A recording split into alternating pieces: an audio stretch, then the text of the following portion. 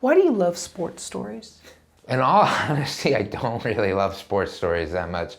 Look, sometimes you have to go where the rainbow takes you. And I got a job at the NFL. And NFL films, I don't know if you know NFL films at all, but they're kind of the pinnacle of sports filmmaking.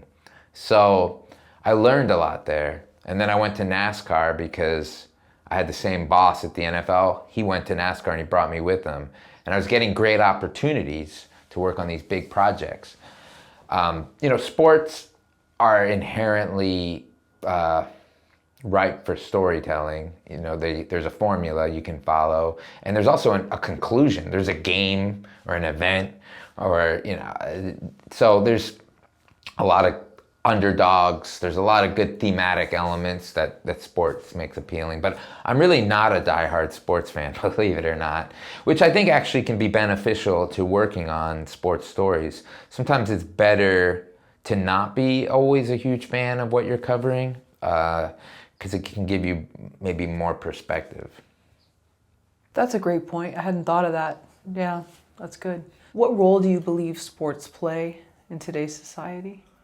Sports brings people together. It might be one of the last unifiers that we have in society. If you think about a sporting event, no one's talking politics usually in the crowd or where you're from. You're all rooting for one team. So I think it can unify people, bring people together. You think about when there's a parade in the city for a champion or whatnot. My dad was telling me he had an interaction with somebody, and he said the only thing that they could get along with, the only thing they had in common was talking about the Philadelphia Eagles. So I think that's like one of the last things we have that kind of doesn't divide us, at least when you're the fan of the same team. If you're not the fan, and yes, then you could be bitter enemies. But yes, I think it's a real positive in society. There's a lot of, also, sports are a great metaphor for life, though. If you think about, I mentioned my favorite movie's Rocky. I love telling anyone that'll listen that I actually had a fight myself last year, an amateur fight. And you can take a lot of metaphors. Getting knocked down, getting back up. You do that in a fight, you do that in life. Keep moving forward. Like one of the big mantras I have in my life. Just keep going. Just keep going. You have to do that sometimes, not giving up. So many different things. You get punch back harder.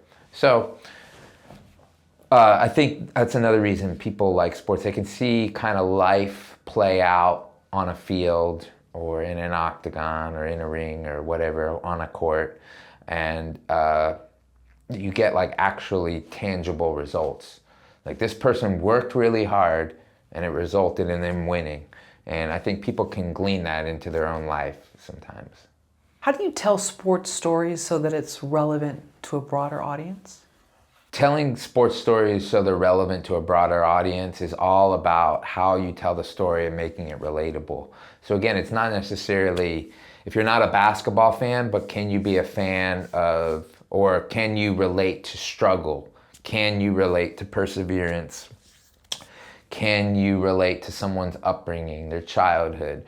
Does that draw you in? So now you have a real investment. If you think about when they are promoting the Super Bowl, or when someone's trying to promote you to watch a fight, they're showing the fighter with his family, with his kids. They're showing him training. You're learning about his upbringing because they want you to care about the person so that you're invested in the outcome of the event. So it's all storytelling, Also, people seem to bet a lot of money on sports too. I'm not a big bettor myself, but I'm sure people are invested that way as well. Did you like The Wrestler with Mickey Rourke? I love that movie. It's a classic. Yeah, no, I love The Wrestler. That's a great example. Probably The Wrestler's kind of what I tried to do in the documentary Nature Boy, that it made wrestling very relatable. And Darren Aronofsky does that with a lot of his subjects. He did it with ballet. He did it with obesity in The Whale. I don't know if you saw The Whale. Not yet, I want to. Yes, he made it so that you can somehow really relate to maybe if you're not in that situation and makes you really care about the characters. It's all about characters at the end of the day and telling a story. It's not so much about the subject, to me anyway. What role do you believe that sports documentaries play in the public perception of these famous players?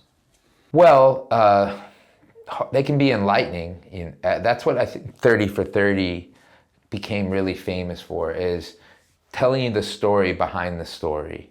It started with 30 stories from 30 filmmakers, supposedly from narrative storytelling, and kind of enlightening you on a subject. So kind of going, after that, other series are like Behind the Lines, or some like kind of taking you inside and all that. So also a thing that 30 for 30 did is it showed the role sports play in the bigger part of pop culture and society, how society at the time is influencing sports and vice versa, how sports and these different athletes are actually influencing what's going on in our culture. So, I mean, to me, sports is right up there with any other, I guess you could call it art form that influences us, like music or movies.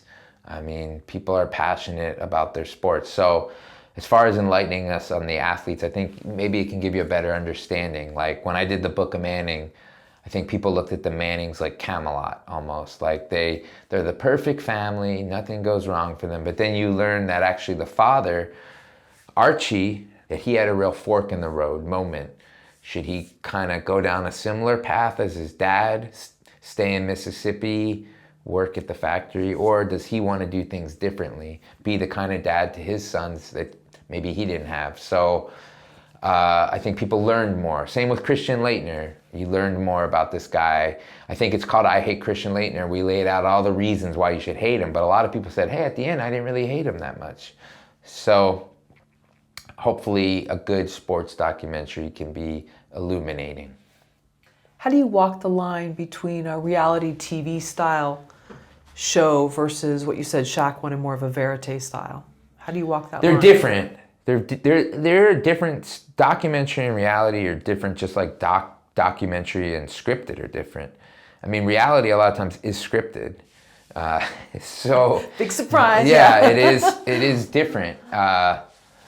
It's like The Bachelor is different from the nominees for Academy Award for Best Documentary. They're different categories. And I don't think, reality gets a bad name sometimes, but I like those shows too. They're entertaining, and there's a real art to doing them, making it look seamless, making it look like that it's not scripted. There's some talented people that work on those. But yes, be forewarned, if you're a documentarian and they're expecting reality, that is a different skill set than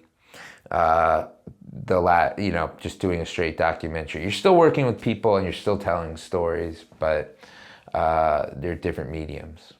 So is it more of a sense of artistry, like sort of you're getting these introspective, sort of confessionals and the way you're shooting it versus the reality style that may be more of pop culture? Sort of consumers will want to I think watch. With reality, that there's story arcs that are crafted before they even shoot. And it can change, but they're going to get their drama no matter what. And a good documentary can change, like from its inception to, like a famous documentary. I don't know if you saw Paradise Lost, that was on HBO. That actually started, they were investigating basically the rise of Satanism in small town America. So the filmmakers were going to be like, how do kids become Satan worshipers? And then they uncovered that basically these 3 kids were set up for a crime they didn't commit. The whole film changed. And to HBO's credit, and they went with that change. That's a documentary, it's fluid, it's gonna change. How it starts and how it ends are usually not going to be the same. And I think with reality, usually like there's a plan set at the beginning and it's usually followed.